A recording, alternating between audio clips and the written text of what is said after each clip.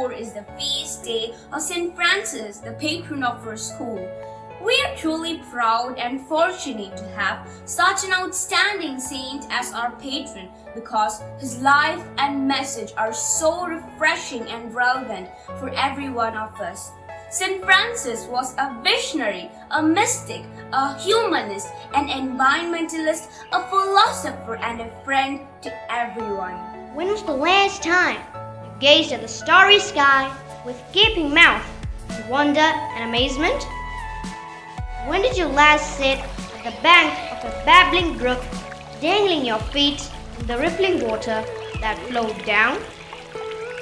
When was the last time you were completely lost in excitement while watching the sunset?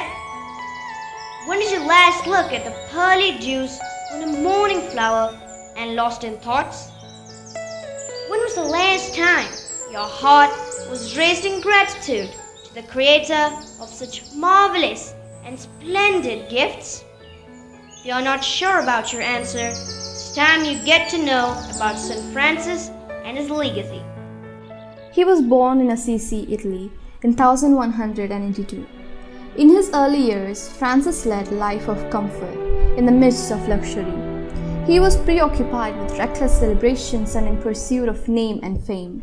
His ambition was to be a knight, a war hero, a chivalrous, glamorous and famous soldier. But when God touched his heart, there was a dramatic change in his life. He abandoned his former way of reckless celebrations and military adventures and turned his gaze towards God. In the divine light that illuminated his heart, he started seeing everything through new eyes. He started serving the lepers and the rejected of the society. He started preaching the tender love, mercy, kindness and goodness of God. As St. Francis realized that God is the Father of everyone, he could relate with everyone as a brother. As St. Francis realized that the loving hand of God created everything, he could see everything as a medium to experience the goodness of God. He did not relate to them as things to be used and exploited, but as manifestations of beauty, goodness, and glory of the divine. He was in total amazement of the wonder of cosmos and strove to relate to everything with affection, care, and concern. He understood the marvelous interconnectedness and the interrelationship of everything. The sight of the radiant sun and stars filled his heart with immense joy that he spontaneously sang in praise of God. He would call the earth and water as his sisters, fire and sun as his brothers. Brother, sun, and sister moon, I seldom see you, seldom hear your tune. Preoccupied with selfish misery, brother red and sister red, open my eyes to visions pure and fair, that I may see the glory around me.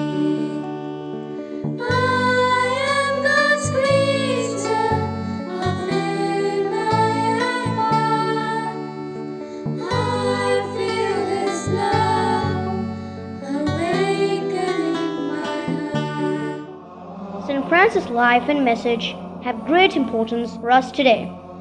First of all, he tells us to forget the divisions that separate us and consider everyone as child of God, hence your brother and sister. Secondly, he beckons each of us to come out of our comfort zones, leave all preoccupations and look at the nature with wonder and amazement. He calls us to fall in love with nature. Come, look at the starry sky and see the immensity of God revealed there.